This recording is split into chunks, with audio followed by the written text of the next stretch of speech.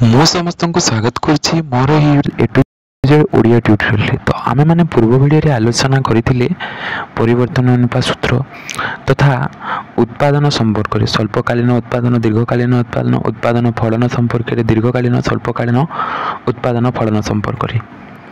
ତ ଆଜିର ଭିଡ଼ିଓରେ ଆମେ ଆଲୋଚନା କରିବା ପାଇଁ ଯାଉଛେ ଯେଉଁମାନେ ବି ହ୍ୱାଟ୍ସଆପ୍ ଚ୍ୟାନେଲରେ ଜଏନ୍ ହୋଇନାହ ନିଶ୍ଚିତ ଭାବରେ 7847019793ରେ मेसेज कर। निश्चित भाव में तुम मैंने ग्रुप रे जॉइन हो जीवो एवं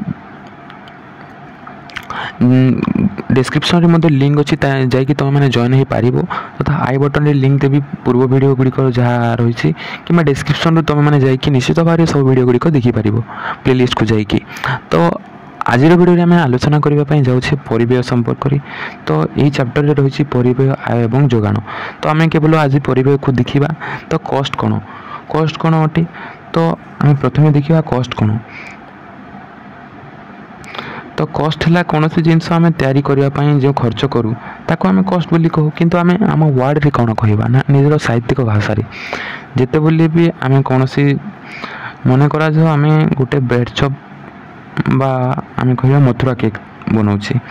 मथुरा केक पाई आवश्यक द्रव्य गुड़िकर खर्च हुए से पुणी आम साधारण खर्च को देखुचे तेना बहुत गुड़ाई रही है। द्रव्य और सेवार उत्पादनकार जो खर्च बहन करि परिव्यय बोली कहा जाए। जेपरी द्रव्य सेवार उत्पादन, द्रव्य एवं सेवा उभय केवल द्रव्य नुह सेवा पाई मध्य उत्पादन उत्पादनकारी जो खर्च करिथांती ताको ही परिव्यय बोली कहा जाए। जेपरी भूमि एवं श्रम पूंजी इत्यादि थाए जेहेतु ताको परिव्यय बोली कहा जाए।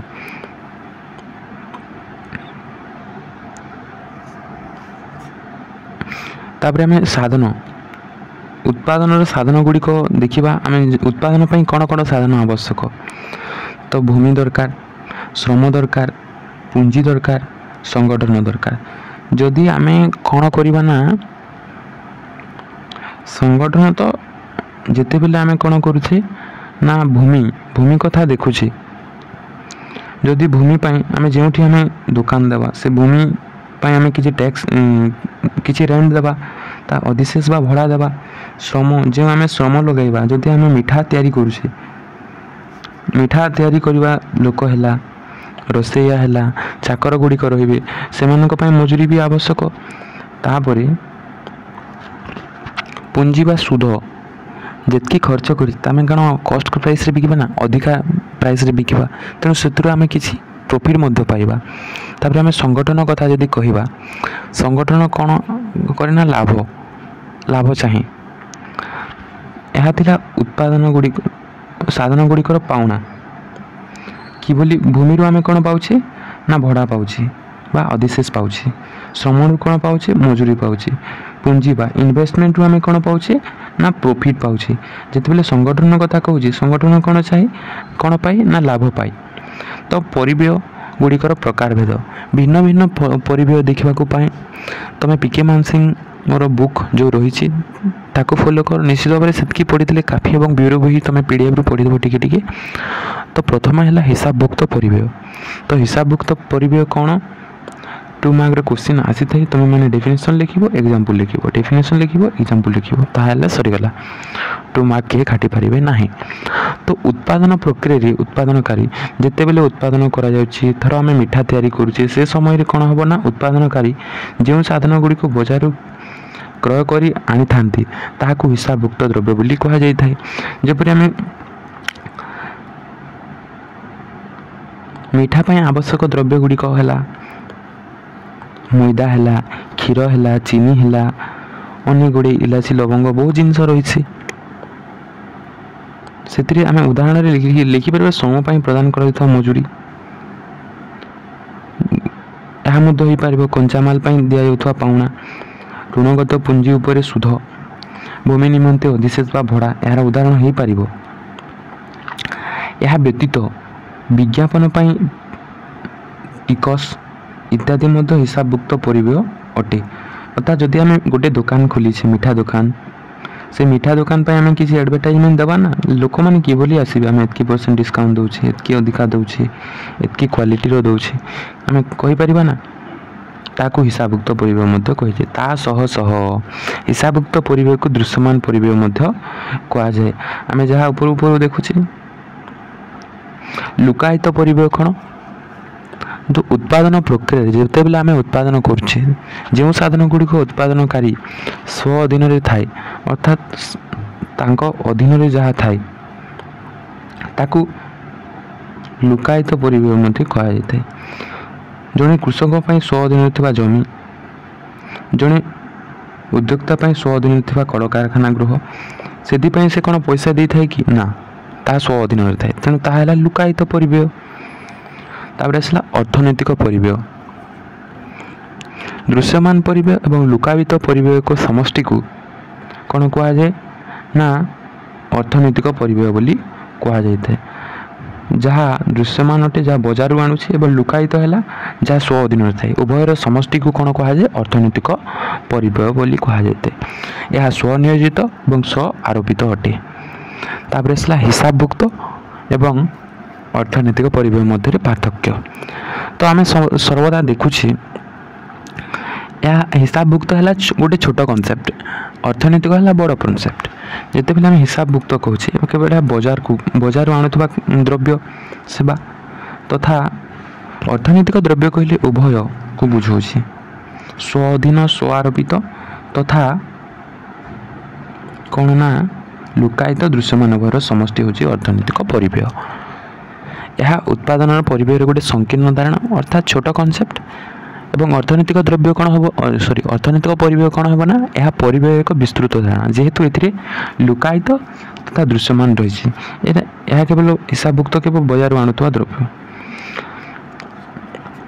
किणुवा द्रव्य यह तापर आसला हिसाबभुक्त परिवेश यह उत्पादन में व्यवहृत अन्य मालिकानाभुक्त साधन गुड़िकर उद्योक्ता प्रदत्त पावना को बुझाई थाए तो हिसाबभुक्त अन्य ठारू किणा जाए किंतु एठी कौन होता किणवा सह ए स्व अधीनभुक्त थाए स्वनियोजित साधन थाए गुड़िकर आरोपित परिवेश सह मोट परिवेश को बुझाए तापर आसला हिसाबभुक्त परिवेश कौन जीवना हिसाबभुक्त परिवेश केवल दृश्यमान होता है एवं अर्थनैतिक परिवेश उभय दृश्यमान तथा लुकायतर समष्टि होता है मोट आयरु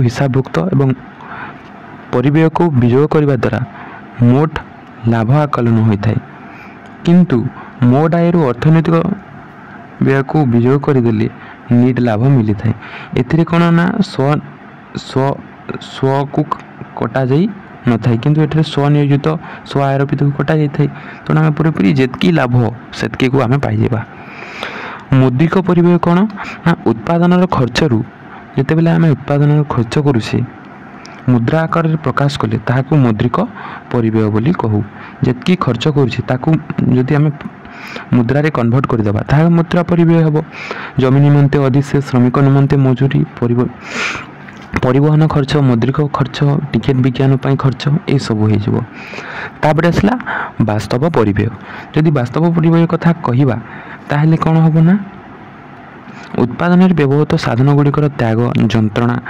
असुविधार समष्टि को वास्तव परिवेश बोली कहुए जेपरी आम देखा पाऊ श्रमिक कार्यकला बेले जो परिश्रम और कष्ट को स्वीकार करे ताहा हेउछि वास्तव परिवेश स्थिर परिवेश कौन ना स्थिर साधन पर उत्पादन प्रक्रिया जो खर्च करा जाय थाए स्थिर साधन पर उत्पादन प्रक्रिया जो खर्च करा जाय थाए ताहाकू स्थिर साधन बोली स्थिर परिवेश बोली कहा जाय थाए याकू अतिरिक्त परिवेश बोली मध्य कहा जाय थाए जेपरी जंत्रपाती और कल कारखाना गृह पाई हेउथुवा खर्च बा स्थायी कर्मचारी दरमा इत्यादि स्थिर परिवेश अटंती से खर्च न स्थायी ना याकू परिवेश बोली कहा जाय थाए तापर परिवर्ती परिवेश जहाँ चेंज होता है परिवर्ती साधन निमंते उत्पादन प्रक्रिया जो साधन जो खर्च होता है ତାହାକୁ ପରିବର୍ତ୍ତୀ ପରିବ୍ୟୟ ବୋଲି କୁହାଯାଇଥାଏ। ଏହାକୁ ପ୍ରଧାନ ପରିବ୍ୟୟ ବୋଲି ମଧ୍ୟ କୁହାଯାଇଥାଏ। ଏହି ପରିବର୍ତ୍ତୀ ପରିବ୍ୟୟକୁ ପ୍ରଧାନ ପରିବ୍ୟୟ ବୋଲି ମଧ୍ୟ କୁହାଯାଇଥାଏ। ଶ୍ରମିକଙ୍କ ମଜୁରୀ, ବିଜୁଳି ଖର୍ଚ୍ଚ, କଞ୍ଚାମାଲ ଖର୍ଚ୍ଚ ଆଦି ପାଉଣା ଇତ୍ୟାଦି ପରିବର୍ତ୍ତୀ ପରିବ୍ୟୟର ଅନ୍ତର୍ଭୁକ୍ତ ହୋଇଥାଏ। ସ୍ଥିର ପରିବ୍ୟୟ ଏବଂ ପରିବର୍ତ୍ତୀ ପରିବ୍ୟୟ ଯାହାକି 2023ରେ ମଧ୍ୟ ଆସିଥିଲା, କେବଳ ସ୍ୱଳ୍ପ କାଳରେ ଏହି ପରିବର୍ତ୍ତୀ ଦୃଷ୍ଟିଗୋଚର ହୋଇଥାଏ। ସ୍ଥିର ପରିବ୍ୟୟ ସ୍ୱଳ୍ପ କାଳରେ, ପରିବର୍ତ୍ତୀ ପରିବ୍ୟୟ ଉଭୟ ସ୍ୱଳ୍ପ ଦୀର୍ଘ କାଳରେ ପରିଦୃଷ୍ଟ ହୋଇଥିବା ଦେଖିବାକୁ ମିଳିଥାଏ। ତାପରେ ସ୍ୱଳ୍ପ କାଳରେ କ'ଣ ହୋଇଥାଏ ନା, ସ୍ଥିର ସାଧନର ନିୟୋଜନ ପାଇଁ ହେଉଥିବା ଖର୍ଚ୍ଚକୁ ସ୍ଥିର ପରିବ୍ୟୟ କୁହାଯାଏ ଏବଂ ଶ୍ରମ କଞ୍ଚାମାଲ ପାଇଁ ହେଉଥିବା ଖର୍ଚ୍ଚକୁ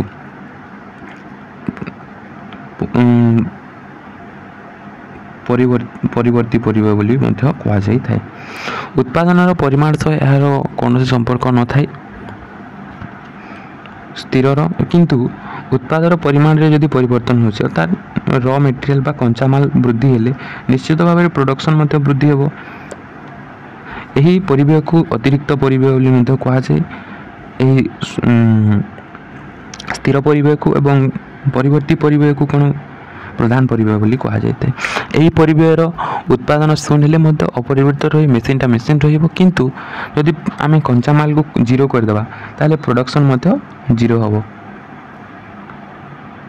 ତାପରେ ଆସିଲା ସ୍ୱଳ୍ପକାଳୀନ ପରିବ୍ୟୟ।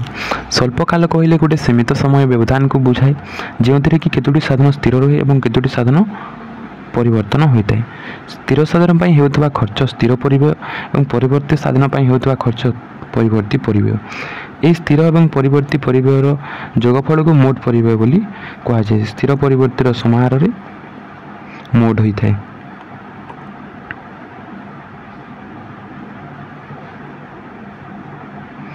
ପରବର୍ତ୍ତୀ ସମୟରେ ଆମେ ନେକ୍ସଟ ପାର୍ଟକୁ ଆଣିବା। ନିଶ୍ଚିତ ଭାବରେ ଭିଡ଼ିଓଟି ଦୀର୍ଘ ହୋଇଯାଉଛି, ତେଣୁ